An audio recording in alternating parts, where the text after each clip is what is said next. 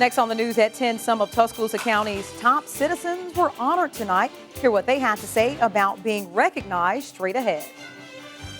Tuscaloosa County's probate judge candidates faced off in a forum tonight, and I'll tell you just how lively it got. Richard? Yeah, Travis, coming up on home team weather, kind of cold tonight, 50 degrees now in Tuscaloosa, 49 in Huntsville. How cold's it going to get? And how about y'all important weekend forecast? Weather straight ahead, stick around. And we will take you to the Bama Theater where some area students' spooky creations were on display. The news at 10 begins right now. You're watching Alabama's WVUA News at 10.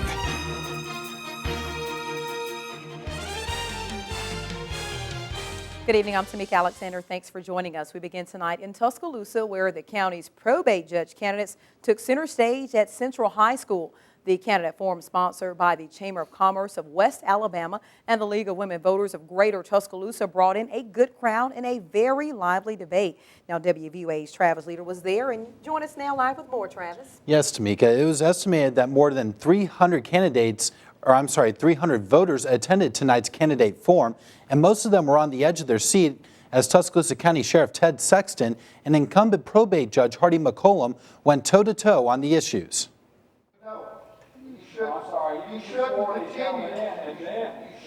Many issues and many disagreements were brought up in tonight's forum. A big issue is the use of the county surplus.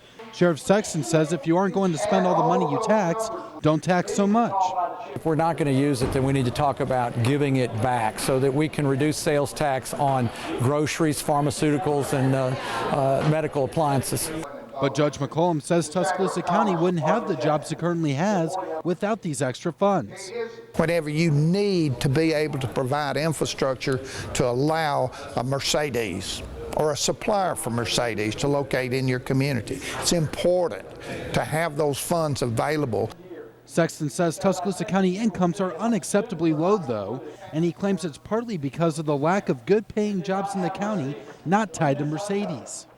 We're an automotive town, and we don't need to put all our eggs in one basket. It's by diversifying, we can increase our tax base.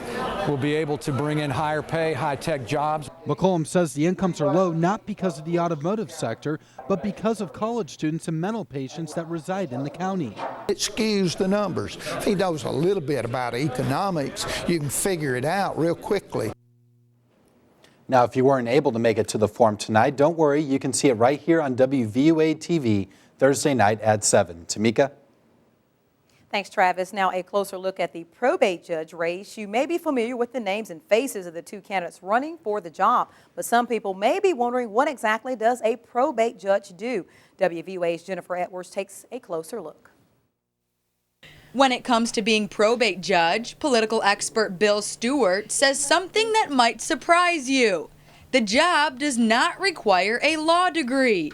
The judge does not preside normally over a court.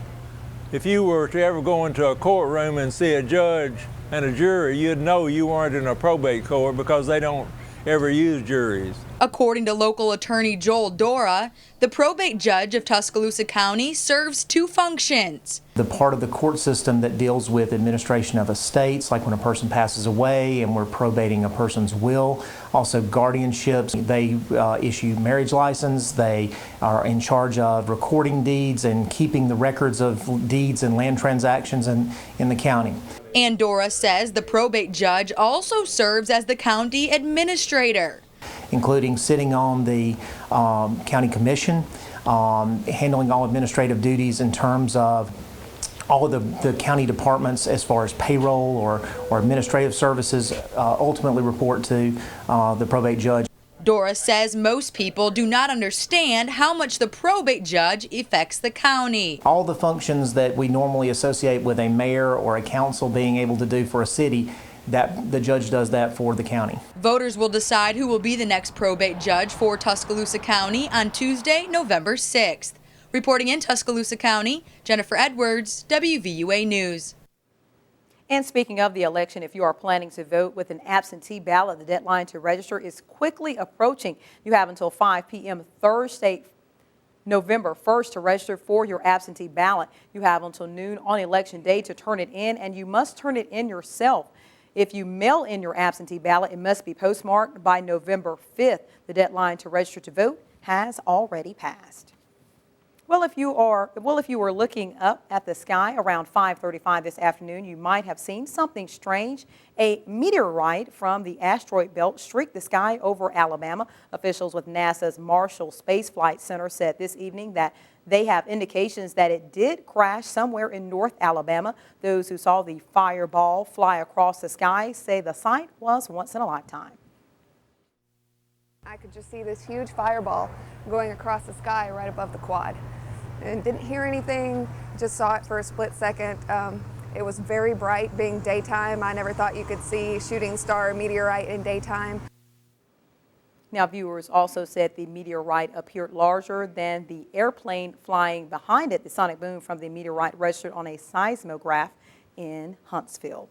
Well, switching gears to the weather, let's get a first check of Alabama's home team forecast with Chief Meteorologist Richard Scott. Hey, Richard, now did you see that meteorite out there this evening? Didn't get to. I was still in our 5 o'clock news. We just got out, so unfortunately we did miss that here in the TV station. But a lot of people did send in those reports of seeing that, a meteorite, earlier this afternoon. So that is kind of cool out there to talk about, but no damage reported from that, so that is one good thing. But yeah, once in a lifetime sight there for a lot of people. Now, temperatures are cold tonight. We have 44 in Tuscaloosa, 51 back in Tupelo, 46 Hattiesburg, 49 Jackson, and it is cold tonight. Going to stay cold out there. We have that northwest flow, and that's around what's left of Sandy, and you still see that big circulation center over the northeast, and some of the clouds trying to drift into Alabama, but I still think we'll see mostly clear skies through tonight and during the day tomorrow. So here's that bus stop forecast tomorrow morning. A cold start to the day, around 38. A warming trend likely later in the day. How warm is it going to get for Halloween? And what about your weekend forecast? The weather straight ahead. Stick around. Well, what do music teachers, mental health professionals, company owners, and lawyers all have in common? They all serve their community. And today, Tuscaloosa County inducted 5 of them into the Civic Hall of Fame. WVUA's Emily Forrester takes a look at how these people have made a difference in their community. The Tuscaloosa County Civic Hall of Fame welcomes Tim Parker Jr., Sam Phelps, Kathy Randall, Bernice Washington, and Zelpha Wells for showing selfless service and dedication to their fellow citizens. Parker Towing Company President Tim Parker Jr. says it is simply his civic duty to serve his community. My parents impressed upon me the importance of civic responsibility, paying your civic rent. My dad used to say that it wasn't just enough to be a businessman. You need to help the community and try to help your fellow man. Music teacher Zelpha Wells has worked with children from all walks of life. Her goal has been to teach them they're capable of anything they put their minds to. It's quite an honor to have something from your hometown, you know, another honor from you, because a lot of times, you know, you other people come in and then they get the honors and they forget about the people who live right here at home. For family members of the inductees, it's an honor to see their loved ones honored in this way. She gave of her time, her money, her energy, her love to just so many people that were in need, people who other people would probably walk by and not say anything to, not try to help. And she did it. She worked to help people, period. I wasn't doing it for any awards or anything. I was just doing it because my parents were helpful to people in the neighborhood. This year's honorees joined 74 others in the Tuscaloosa County Civic Hall of Fame. In Tuscaloosa, Emily Forrester, WVUA News. Others also in the Hall of Fame include Paul Bear Bryant and Julia Tutwiler. Well, monster art was on display tonight at the Bama Theater.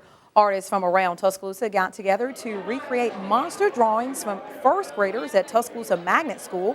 The students were told to draw a monster and write a short story about it in class. The artists did remakes of the drawings in the form of sculptures, computer illustrations, and photographs. Tonight, the children came out to the Bama Theater to see how the artists made art from their drawings. They made the same exact eyes, and they did the giraffe, and then they did the grass.